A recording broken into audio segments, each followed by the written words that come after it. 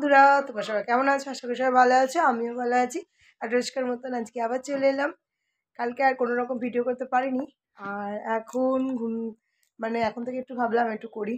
আর সকালবেলায় ঘুম থেকে উঠে স্নান হয়ে গেছে, এখনো মাথাটা আঁচড়ানো হয়নি। এই যে দেখো, বিরিয়ানি করে শুয়ে পড়েছিলাম, ঘুম থেকে উঠলাম। আর মাম্মাম এখন এই যে বিছনা তুলছে। দেখো, নতুন বেড কভার, ওদের বাড়ি কার্তিক পুজো বলে দেখো সব গেস্ট আসবে, তাই নতুন বেড কভার পাচ্ছে। মানে ওটা উল্টো মনে হচ্ছে, এটা ওদিক হবে মনে হচ্ছে। আর ওদের ঘর বাড়ি, এটা হলো মেজদিদের ঘর সব। দেখো যে জানলা, আর পুতুলের ওদের বাড়ি মানে পুতুল দেখো, শুধু বিভিন্ন ধরনের আর কিছু দেখতে না পাও, পুতুল দেখতে হবে। দেখো সব জল ভর্তি। আর আমার মেয়ে তো এই দুটোকে খুব ভয় পায়, এই যে এইটাকে বেশি ভয় পায়। বল, পিঙ্কটাকে বেশি ভয় পায় না মাম্মাম? আর এই একটা জলহস্তি দেখো, আমার আমার হাইটে মনে হয়, আমার চেয়ে লম্বা না নাকি? না, আমার চেয়ে একটু খাটো আছে। দেখো, ওই একটা রেড কালার ঝোলানো, আর এই পিঙ্কটা মনে হয় আমার হাইটে। দেখি, না এটাও না। রিয়াঙ্কারটা হাইট বড় বল। আর এই যে দেখো, পাখি উঠছে, ফল খাচ্ছে ওদের গাছ থেকে।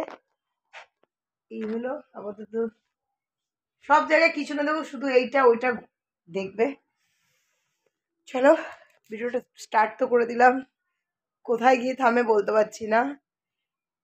আর একটা জিনিস দেখাই, চলো ঠাকুরের জায়গাটা একটু দিদির বাড়ি। এই যে বলো লাইট, আচ্ছা ঠিক আছে থাক, এগুলো দিদির ঠাকুর ঘর। সুইচ, হ্যাঁ এই তো, এই যে আমার দিদির ঘরের ঠাকুর ঘর। এটা উপর সাইডটা, নিচের সাইডটা পুরো আলাদা ওদের। চলো, ও ঘর বিছনা আবার শুধু ওলট পালট করছিস। যতটা পারে দিদির মেয়ে গুছিয়ে রাখে। দিদির মেয়ে বলছি, আমার দিদি গোছায়, ও একদম গোছায় না, শুধু আগুছালো করে, টুকটাক করে, যখন মায়ের ঝাড় খায় তখন করে, তার আগে কিছু করবে না। দেখি, দাঁড়া, হ্যাঁ এটা ঠিক আছে।